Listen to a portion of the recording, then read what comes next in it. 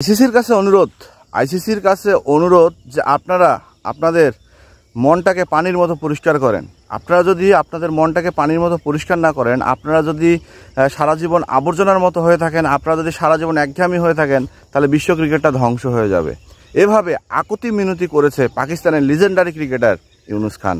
তার মতে আইসিসি সবসময় পাকিস্তানকে খারাপ চোখে দেখে, মানে বা চোখে দেখে, যার ফলে আইসিসির এইরকম প্রতিহিংসার ফলে পাকিস্তান ক্রিকেট আজকে ভয়ানক একটা ক্ষতির সম্মুখীন হতে যাচ্ছে।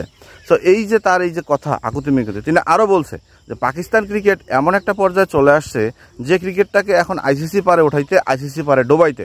কারণ পাকিস্তান ক্রিকেটকে নিয়ে ইন্ডিয়ান ক্রিকেট সবসময় লেগে থাকে বিসিসিআই। তারা সবসময় ক্ষতি চায়, পাকিস্তানের ক্রিকেট কীভাবে নষ্ট করা যায়, কীভাবে পাকিস্তানের উন্নতির পিছনে বাধা হওয়া যায়। কারণ তারা জানে যে পাকিস্তানের ক্রিকেট নাকি আগায় গেলে ইন্ডিয়ান ক্রিকেট ক্ষতিগ্রস্ত হবে। সেইখানটায় আইসিসিকে যত প্রকার সাহায্য আছে পাকিস্তানকে হটানোর জন্য, ইন্ডিয়া সেই কাজটাই করে। তো সেখান থেকে ইন্ডিয়ার প্রতি নজরটা একটু সরিয়ে পাকিস্তানের প্রতি যেন নজর দেওয়া হয়, আইসিসির কাছে কঠিন জোরে অনুরোধ করেছে আমাদের পাকিস্তানের ক্রিকেটারি লিজেন্ড ইউনুস খান। আচ্ছা ভাইয়া, আইসিসি আমার প্রশ্নগুলো একটু আপনারা নোট করেন তো। আজকে পাকিস্তান কি চায় যে আইসিসি নিজে থেকে পাকিস্তানে গিয়ে এক একটা করে প্লেয়ার তৈরি করুক? পাকিস্তান কি চায় যে আইসিসি সমস্ত বিশ্বের যতগুলো বড় বড় স্পন্সর আছে, কোম্পানি আছে, তারা নিজে থেকে তাদের হাত পা ধরে বলুক যে পাকিস্তানে যান, পাকিস্তানে আপনারা বসেন, পাকিস্তানে আপনারা অফিস তৈরি করেন, পাকিস্তান ক্রিকেটকে আপনারা তৈরি করেন?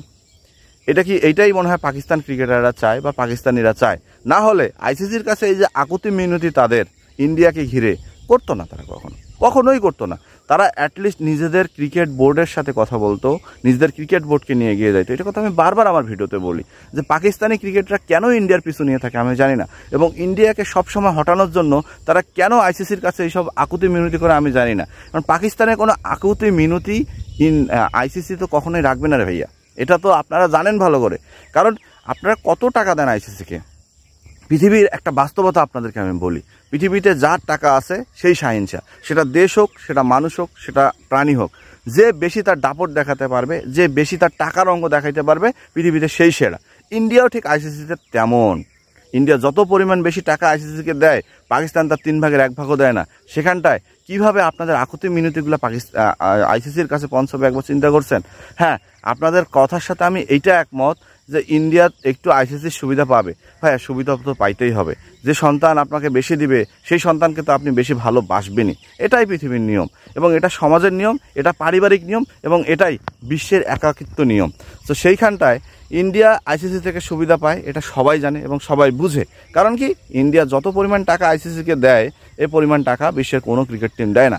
সেইখানটায় পাকিস্তান ক্রিকেট টিম ইন্ডিয়াকে বারবার যে দোষারোপ করে যে আইসিসি আমাদের দিকে একটু তাকান, ইন্ডিয়াকে একটু ছোট করেন, হেলো করেন, লাভ নেই। এসব কথা বলে লাভ নাই। এর থেকে বরং আপনাদের যেটা সব থেকে বড় কাজ, সেটা হচ্ছে আপনারা নিজেদের ক্রিকেটার তৈরি করুন, নিজেদের স্টার বের করুন, নিজেরা ক্রিকেট বিশ্বে মাথা তুলে দাঁড়ান। স্পন্সর আইসিসি আপনাদের পিছনে ছুটতে বাধ্য। কারণ মনে রাখেন, ক্রিকেটীয় কথা বলে কোনো লাভ হবে না যতক্ষণ না পর্যন্ত মাঠে এসে খেলতে পারবেন না। খেলাই সব। খেলা যদি দেখাইতে পারেন তাহলে মনে করবেন আপনি সেরা, খেলা দেখাইতে পারবেন না, আপনি সেরা না। তো যাই হোক, রানআউটে যারা দেখছেন তারা অবশ্যই একমত হবেন এবং সাবস্ক্রাইবও করবেন।